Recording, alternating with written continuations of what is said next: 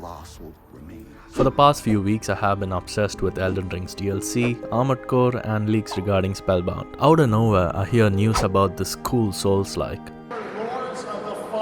The new Lords of the Fallen game. New Lords of the Fallen. Lords of the Fallen. The last thing I remember about the old Lords of the Fallen Yo, was this camera is fucking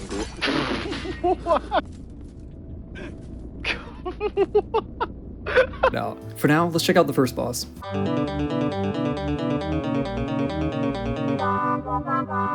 That's the last thing I remember about Lords of the Fallen. And so does Aureus' wisdom guide my hand in the bestowment of this subsequent. But what the hell is this?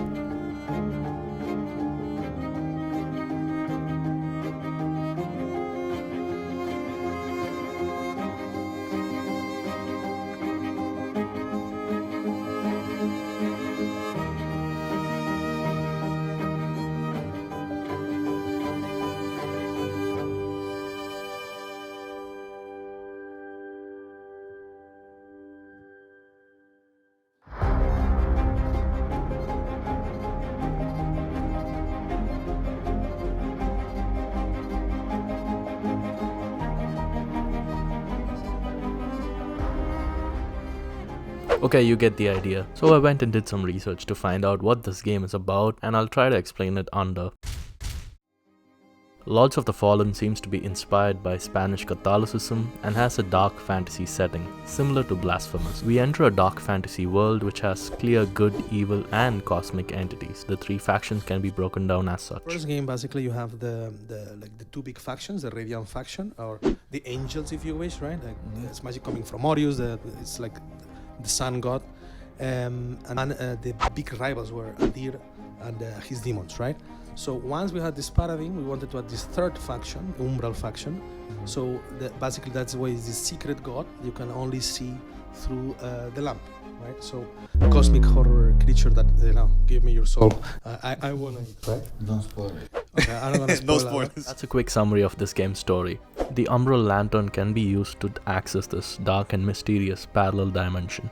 The transition between the two realms is seamless, transporting the player to a world of shadows and danger. The more time you spend in this realm, the more creatures you tend to attract. But staying in this realm gives you access to powerful loot and weapons. Lords of the Fallen has 12 different weapon classes, and each weapon has a light attack, and instead of a heavy, we now have a chargeable light attack. So for the fluidity as well, sorry to harp on this. Oh, it's okay. I love it. So I will mention something very awesome, which is our heavy attacks. And Right. this is something that we realized early on, that heavy attacks are something that kind of holds you into place. You have to commit, and then you miss and you get frustrated. Therefore, you're not going to use it. So this was something like, okay, how can we address this? And currently, as the game works, our heavy attacks are just as fast as light attacks. Like, there's no difference. They still concatenate. The difference is that you can hold them. You can hold them as much as you want.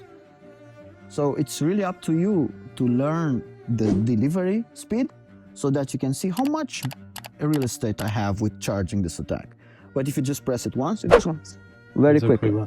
So we call them now, let's say, chargeable quick Chargeable light right? attacks. Yeah. On top of this, we have multi-hit attacks which are activated by pressing L1 and R1 at the same time. This initiates a long but high damage combo which cannot be cancelled midway. If you feel like you have a big window to deal damage to your enemy, then you can use this attack. Speaking of damage, Lords of the Fallen brings back a familiar rally system in the name of Wither Damage, where you can heal your health by dealing damage. Everyone's favorite mod in Elden Ring has now been implemented as a feature. Lords of the Fallen allows seamless co-op with friends, so you won't be kicked out after beating a boss. Not only that, but it also brings back the block, parry and deflect system from Sekiro. But now it can be used with all weapons and shields as well. You can parry with your weapons by simply blocking at the last moment. This may not seem like a big change, but you can simply sprint by holding down the left analog stick instead of using a claw grip.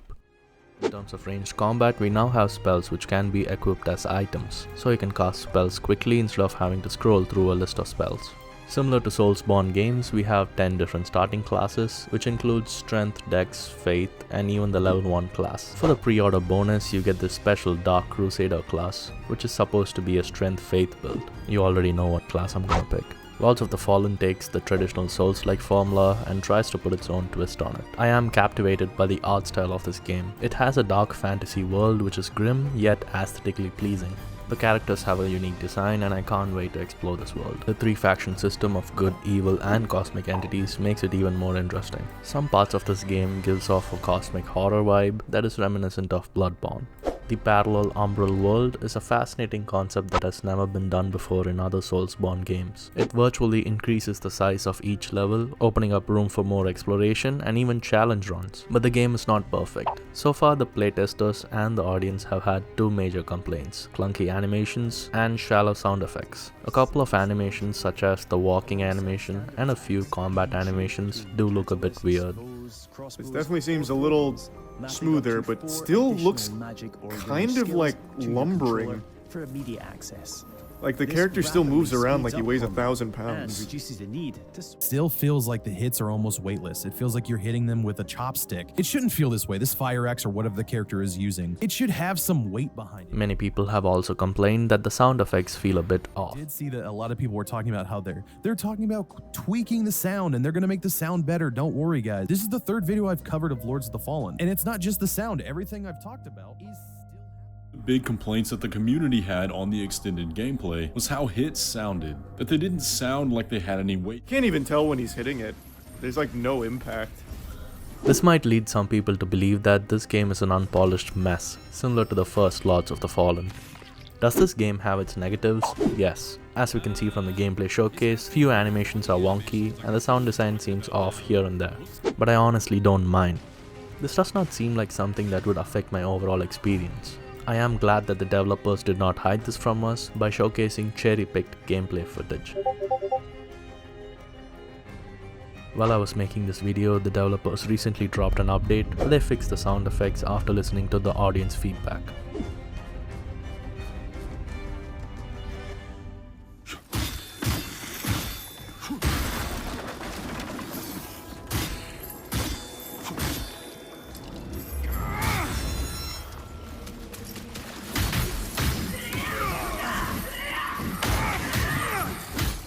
I already knew that these developers genuinely cared about this game, but this just further proves my point. I like the way the developers have been responsive to player feedback. They have made a lot of changes that have improved the game, and I'm sure that they will continue to do so.